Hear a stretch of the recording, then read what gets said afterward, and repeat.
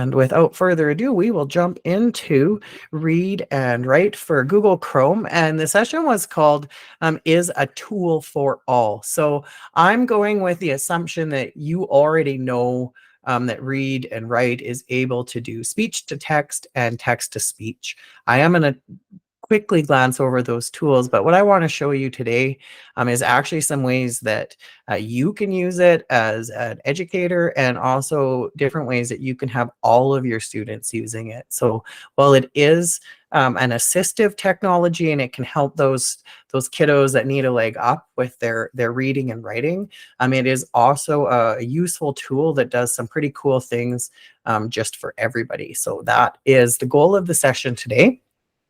So we purchase Read and Write for Google for Chrome for the whole division. That includes all of our staff and student users. Because it is an extension that we purchase, we automatically install it for everybody. So you should see the Read and Write puzzle piece appearing in your extensions on Google Chrome up here, sort of at the right-hand end of the address bar. And it should also be appearing available to you in Google Documents, which I want to get one of those open here too.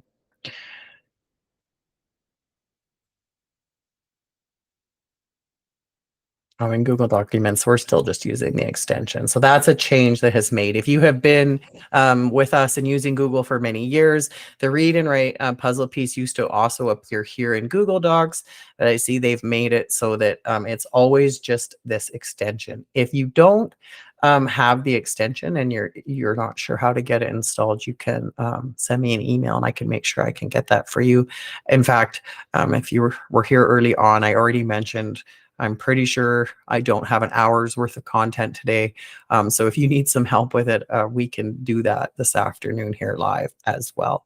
So I have just actually pulled up some websites that I want to use as examples to show you the things that the tool can do. So as I mentioned, it's that purple puzzle piece. When I click on it, it's going to open up for me. It might take a second here. My computer's being a little bit, come on, baby. Might not like, oh, there it comes. I was thinking it might not like the BBC website. So depending, some websites might do some pop-up blocking and things. If you or students click on the purple puzzle piece and nothing happens, try it on a different website. Try it within Google Docs. It should definitely always work there. But generally, it should also work on any website. It opens up, it actually opened up where I left it. So I'll start out first off with this little bar or little button here.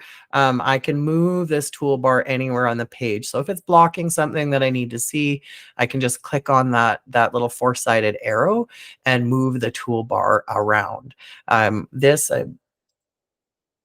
is different in Google Documents. So while we're still clicking this purple puzzle piece, you notice that when I clicked it for this website over here, it opened in Google Docs automatically too, but actually didn't open on the other web pages I have open. So as soon as I engage the Read and Write extension, if I have a Google file open, it will automatically open in there too. And then within the Google files, as you can see, it appears at the top as a toolbar, as opposed to being a floating toolbar like we're seeing here on a website.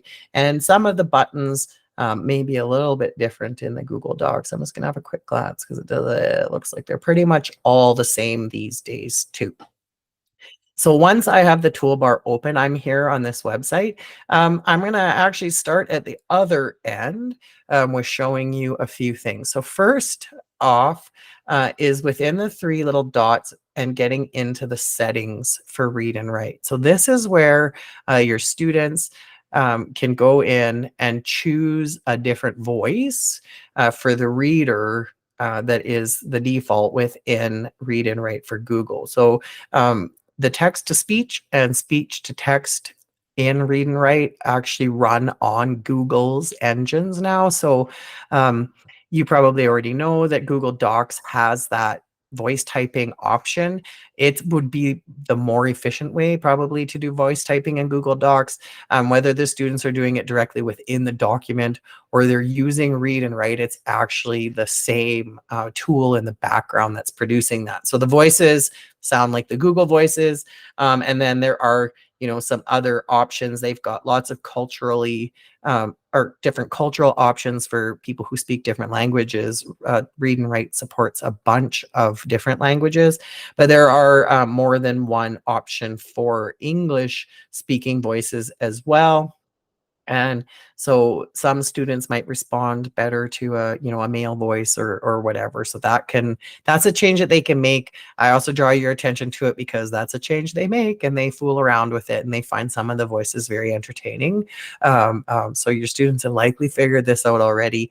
And then also here, we can actually set the speed. So the default is in the middle, but if you have a student who does need that extra level of assistive technology, and it would be a benefit them to slow it down a little bit, that can be done in the settings. Unfortunately, you can't do this for your students. You would have to walk them through doing these settings for themselves, but that can be done. And as you can see, there's actually a whole bunch of different options in the settings here. We can really get this tool to meet individual needs, set up like the screen masking to specific colors,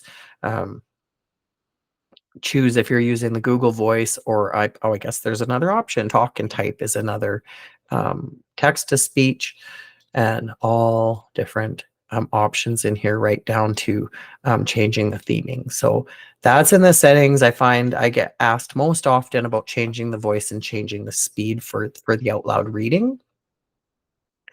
And that's the basic stuff. So as I said, I'm actually going to work through this toolbar in the opposite to intuitive order, because I want to show you the coolest things first, and then we'll end on the basics of this tool. So this first one is Google Fluency Tutor. It's actually a really cool another program that Text Help offers that we don't use, but it would take a passage and turn it into a practice passage for students to practice reading out loud with their fluency. There is a free piece to Fluency Tutor, so if you teach English language arts and you want to give your students some practice recording themselves reading out loud, that's something cool to check out. This button here is Rewordify. So again, that's actually another third-party site, and that means to take the information on this page and make it at a different level. I might have to highlight something here. Highlight a paragraph. Oh, I feel like it's not working for me very good today.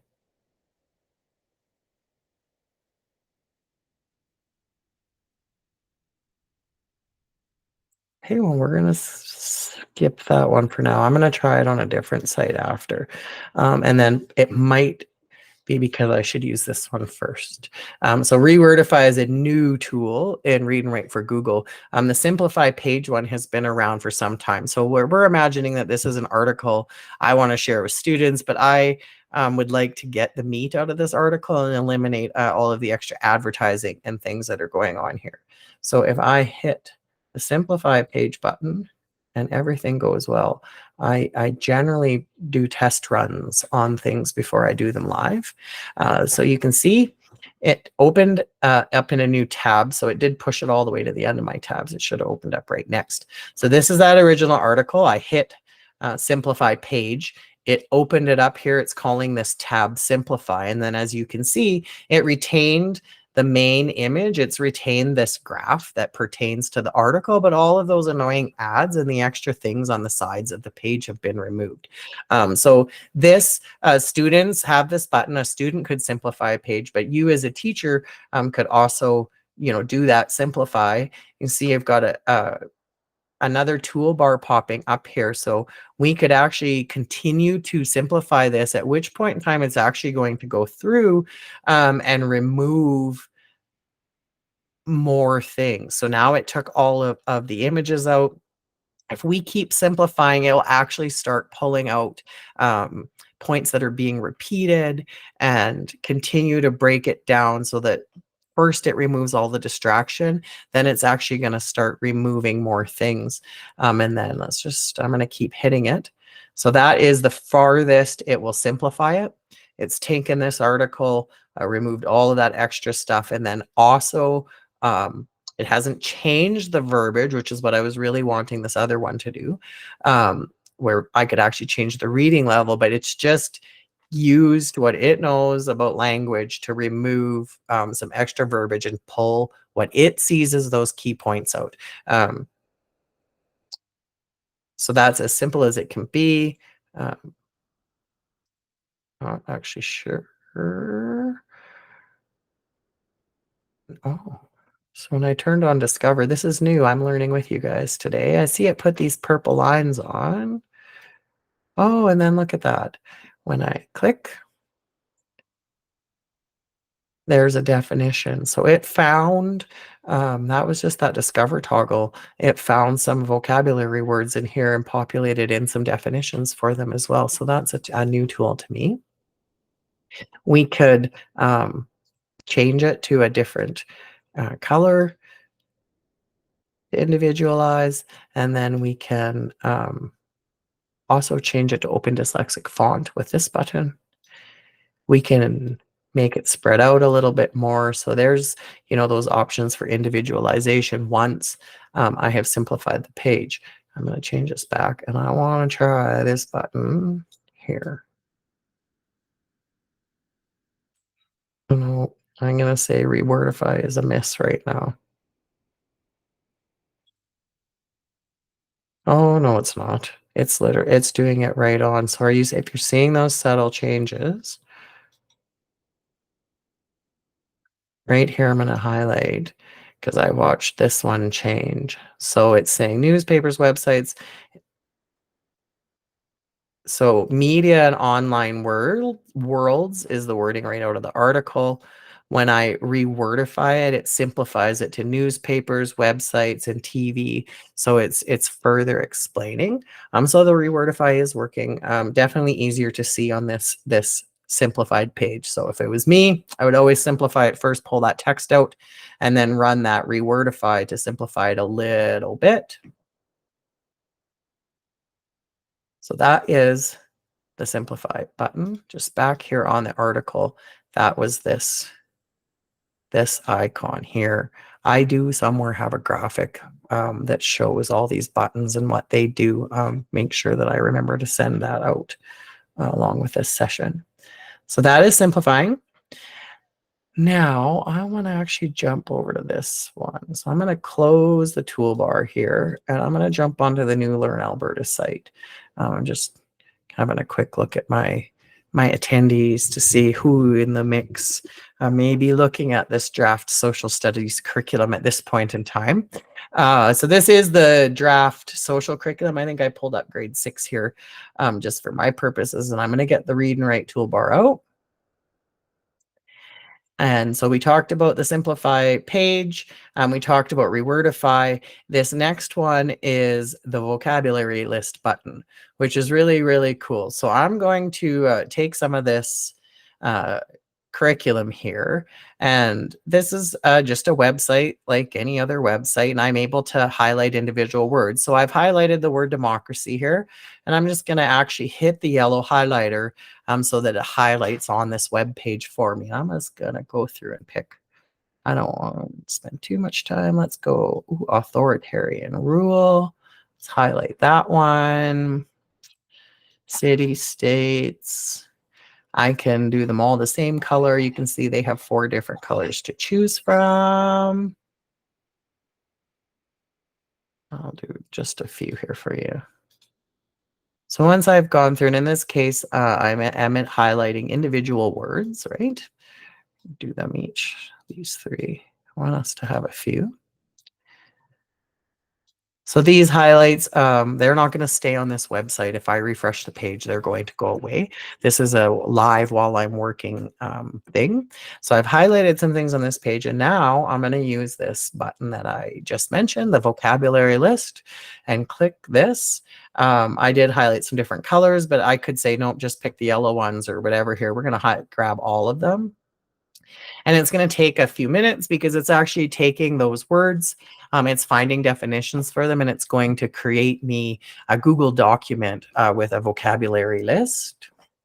And once it's ready, it's going to open up, and look at this. Isn't that lovely? And it even goes and finds some pictures for the definitions where it can. It's left a blank column here for some notes for me if I need. So now, I mean, I can provide this directly out to students.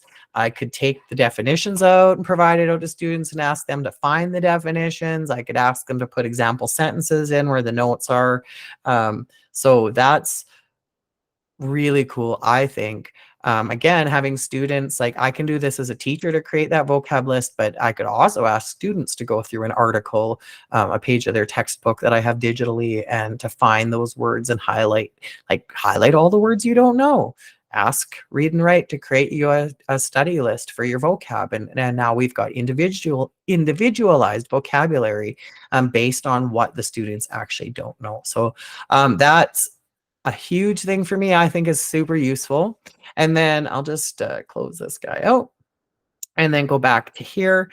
So I've got these highlights, as I said, as long as I'm live on this page and I don't navigate away from it or refresh it, my highlights will stay on the page even as I go, over to other tabs and come back. But I want to do something different with this now. I want to get rid of these highlights. So there is this little sweeper brush. It kind of looks like a curling broom. And I can hit that and that should clear, though I have had it not work for me in the past and it's not again. So let's do a refresh.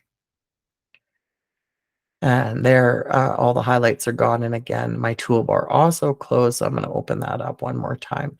So now, this time I'm going to go through and highlight. I'm going to go through and just actually highlight the understandings to make life simple here. So again, this can be me as a teacher doing this to create something for my students quickly. Better yet, your students can be using these tools directly. So say you've sent them to an article online and you ask them to go through and highlight all of the facts in yellow and all of the opinions in green, or highlight the main points of the paragraphs in pink and the supporting points in green. And however you give those instructions, we can ask students to do this. So I've gone through, highlighted. Now, last time we did the vocabulary list, that was for those individual words. Now I want it to actually take everything I've highlighted, and I actually should have done, just give me a sec here. I'm going to do one in a different color. I always forget that I need to highlight, then click. So now when I clicked the collect highlights, I get my little pop-up and it says, do you want them sorted according to color? So do you want me to group them according to color, or do you want them, sort of in the order that they appear in the original article or document? I am going to go by color. Again, I'm going to leave them all on and I hit OK. This once again is creating a Google document with all of those things in it. So depending how many things I've highlighted, it might take a few extra minutes. And so as you can see, it took the yellow ones, kept them together, and the pink, though that would have been the same order as if they were just in order.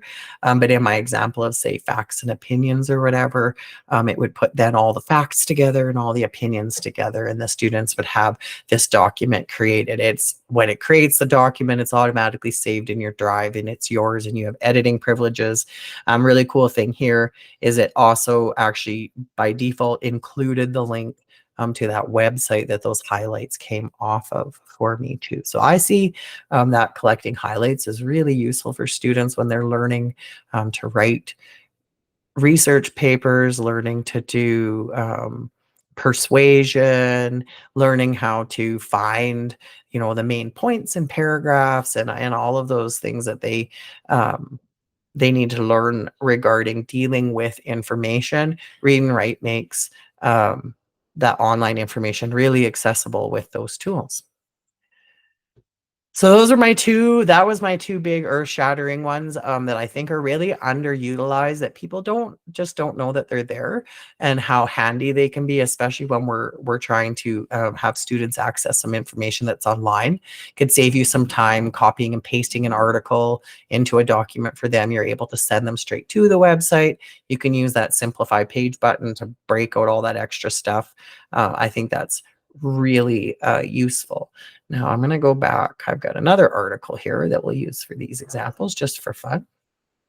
So once again, when I'm on a website, I'll always have to open that toolbar to get it to appear. Sometimes it's just a little bit cranky and doesn't come out right away. Or sometimes the first time you click it, that it took a minute. It's feeling sluggish. The read and write is ready for the long weekend too. So that's the highlighters. Again, just remembering that you have to select text first and then click a highlighter, and it's going to do that live highlighting right on the page.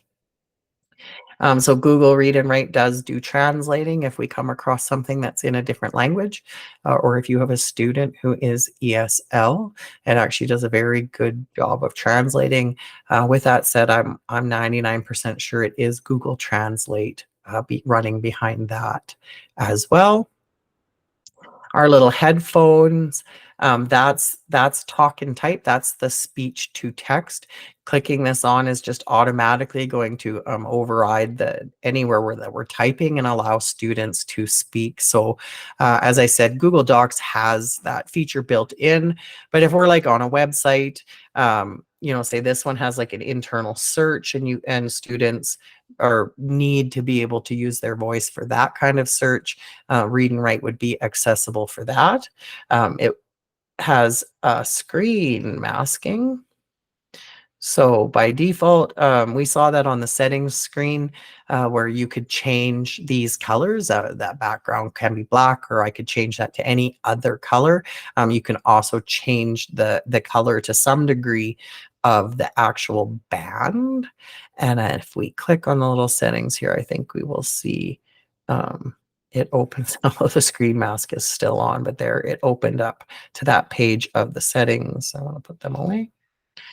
So this can be used to specifically focus in on a particular part of a website, and then just clicking it here will turn it back off. So that was this guy that hides part of the page.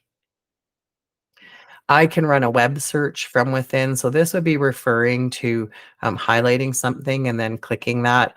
It's really just I'm going to say hacking into the right click, because if I right click on anything online, I get that search Google. So that's just a quick shortcut button that I'm looking at something. Oh, I want to know more about this guy. Hit the Google button and it's going to run a Google search on whatever I've highlighted there on that page. Voice, this is voice notes. Audio maker, they call it. So this would actually create a digitally recorded MP3 of whatever text is on this page. So if I were to start doing, if I just hit this button, it will read all of the words on this page and put them into a recording, which probably it wouldn't be my intent. If I highlight a certain section, so if I were to highlight, all of the verbiage, that is what it would create when I hit this button. It does take quite a bit of time to create that audio file, and it again appears in your Google Drive as an MP3, and it is whatever your default voice is for Read and Write. It's that voice reading whatever this text is. So this would go again. It would be really useful to use along with simplifying the page first. And then if you wanted to have that as an actual MP3 file rather than having the students use the tool, they could do that too. All right, now we're getting into the reading buttons specifically. So screenshot reader, when I hover here, my Chrome, my computer, there it recognizes this text on the website as text. I'm able to highlight it, sees them as words. Sometimes we come across things that it might not recognize as text, like in the instance of these logos over here. So if I take screenshot reader and draw a box around, it's going to look for text in there. It did not do a good job of it. Let's try these ones. So a little tiny toolbar popped up here now. So it took a few seconds to look at that to find the text in the image. And now I have the ability to play. Oh, it's just really bogging down on me today. And you're also not going to hear my audio, but I have just some basic play buttons here that it could read the text out of these pictures. That's what the screenshot reader's for. It's really only necessary if some of these other tools aren't working. You are all very familiar with these buttons. Your students might not be as familiar with them as you are, believe it or not. Maybe play for sure, but they are growing up in a different world. So I have found that some kids actually need to be taught what stop, pause, and play mean. And when I'm looking at a website and I hit the play button, Google will start reading right at the top of the website. Oh, it's not even going to read anything for me. That's actually not very useful at all, unless I'm looking at something like a document like this, then it makes sense to maybe start reading at the beginning. And but on a website, these buttons generally aren't overly helpful because if they work, and in this case, I can't even get them to go, and it's actually probably this logo right here that's making it hit an error, it would start reading, learn, exams, ask, concepts. If I highlight something first, it reads what I've highlighted. I don't know if you can hear that coming back through my mic a little bit. It is fast, for sure. Oh, I'm freezing up. I hope that's just me. All right. Well, my video is frozen. I hope that that's just my incoming end and you guys are still seeing and hearing me.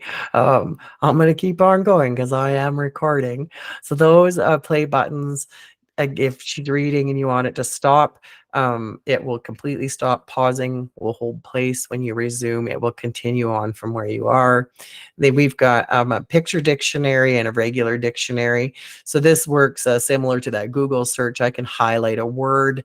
I can click on the picture dictionary and it's going to pull up some pictures of computers for me, or I can click on the dictionary and it's going to go ahead and give me those definitions and a little pop-up as well. So useful little tools in there. Picture and regular dictionary. Now this one is the one that is most useful to students when they're trying to access text on a website like this one. So it's hover speech. So it's something that gets turned on or off. When I turn it on, I'm in hover speech mode. Every time I hang my cursor somewhere, it's going to start reading. So I'm going to go ahead and turn it on. So when I hang here, it'll just take a second and it will start reading. Now, if I'm actually wanting to know what this says, I'm just gonna hang here, or I could hang over here.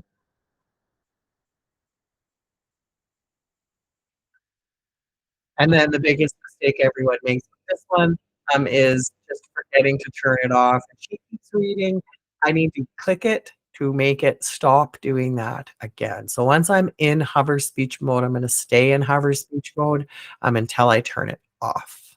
And that's little guy.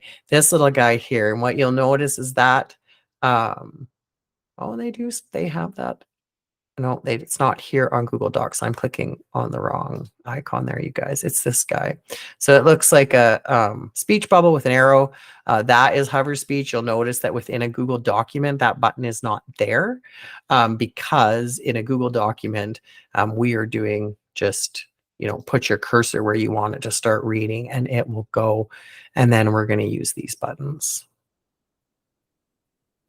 And the last one I will actually use here on a Google Doc because that's where it makes the most sense. So speech prediction, see this is popping up as I start typing. It's going to start guessing what word I'm typing. So that is, again, an assistive tool for your students. If they could be benefited by seeing the proper word they're trying to sound out and get to pop up there. I would definitely have them turn speech prediction on.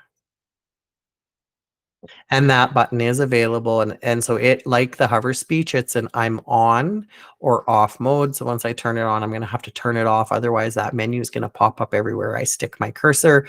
And then last, there's actually a grammar and spell check embedded within Read and Write as well. And see that it's underlining a few things here for me in purple. Spelling mistake. So maybe a little bit more intuitive than using a spell check within Google. Almost certain it probably uses the Google spell check at the heart of it anyways.